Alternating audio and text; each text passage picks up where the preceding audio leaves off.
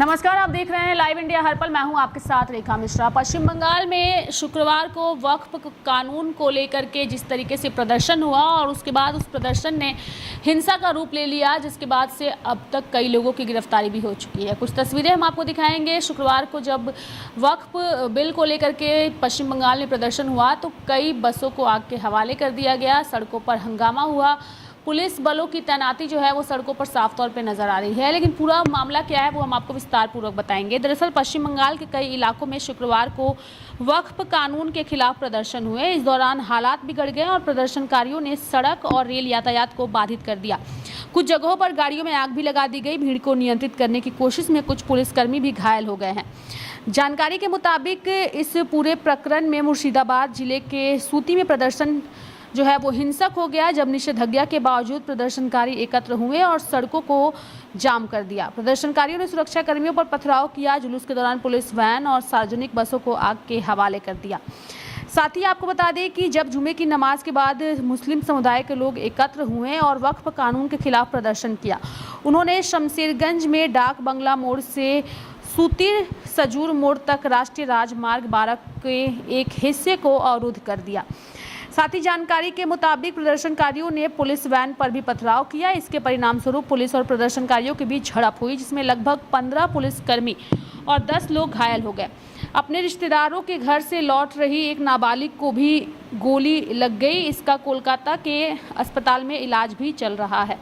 जानकारी के मुताबिक पुलिसकर्मियों पर बम जैसे पदार्थ फेंके गए, जिसके बाद पुलिस ने अनियंत्रित भीड़ को नियंत्रण में लाने के लिए लाठीचार्ज किया और बाद में प्रदर्शनकारियों को तितर-बितर करने के लिए आंसू गैस के गोले भी छोड़े।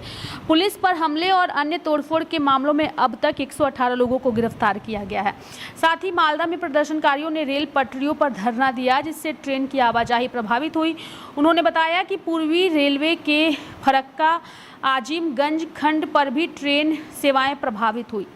साथ ही इस पूरे प्रकरण को लेकर राज्यपाल सीवी आनंद बोस ने राज्य सरकार को संवेदनशील क्षेत्रों में गड़बड़ी के लिए जिम्मेदार लोगों के खिलाफ तत्काल और प्रभावी कार्रवाई करने को कहा है। वहीं आपको बता दें कि पश्चिम बंगाल में हुई इस हिंसा की घटना को लेकर के तमाम नेताओं की प्रतिक्रिया भी सामने आई है। वहीं बीजेपी के नेताओं ने इस घटना को लेकर के ममता सरकार पर हमला भी बोला है।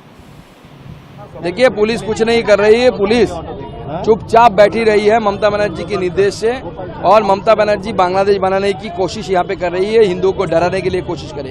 हिंदू समाज सालों से, हजारों सालों से लड़ती आ रही है, लड़ेंगे। आप लोग दिल्ली के साथ पूरा बात हो रहा है, सब गृहमंत्री जी को सब मालूम है क्या स्थिति है।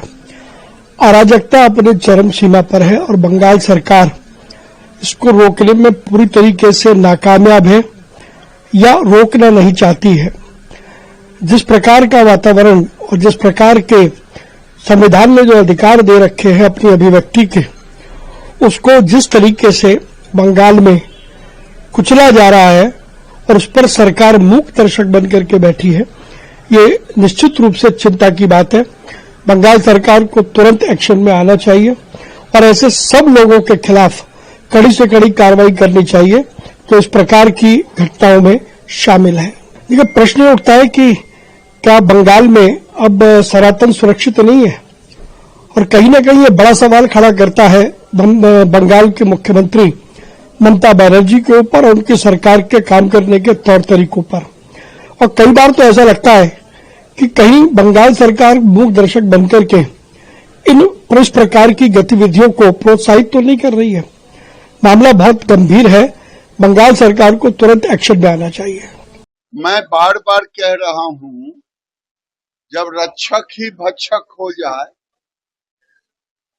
तो कहा गया है जब मांझी ही नाव डुबोए तो फिर कौन बचाए। ये ममता बनर्जी बंगाल की सरकार की मुखिया हैं। उनके लिए केवल मुसलमान ही नहीं है वोट बैंक, उनकी जिम्मेदारी है हिंदुओं की भी रक्षा करें। मुर्शिदाबाद की घटना दिखा रहा है कि बंगाल से अब हिंदू पलायन करने को मजबूर हो रहे हैं। ये कह दें ममता बनर्जी, क्या बंगाल का हिंदू बंगाल छोड़ दे उनके रहते? यही स्थिति उन्होंने बना दिया है। ये दुर्भाग्यपूर्ण है। पूरे देश में ये घटना लोगों को दिल दहलाने वाली घटना है कि सरकार के समक्ष ये घटना हो रही है। एक दिन, 2 बार, 3 बार, 4 बार, ये हद की सीमा। देखिए पुलिस कुछ नहीं कर रही है, पुलिस चुपचाप बैठी रही है ममता बनर्जी के निर्देश से। और ममता तो आपने सुना कि बीजेपी के तमाम दिग्गज नेताओं ने किस तरीके से इस पूरे प्रकरण को लेकर के ममता बनर्जी सरकार पर हमला बोला। हालांकि इस पूरे मामले को लेकर के फिलहाल पुलिस जो है वो पैनी नजर बनाए हुए है। कई जिलों में अभी भी छापेमारी चल रही है और लोगों की गिरफ्तारी भी हो रही है। मेरे साथ फिलहाल अभी के लिए इस खबर में इतना ही। आप देखते रहिए लाइव इंडिया हर पल। नमस्कार।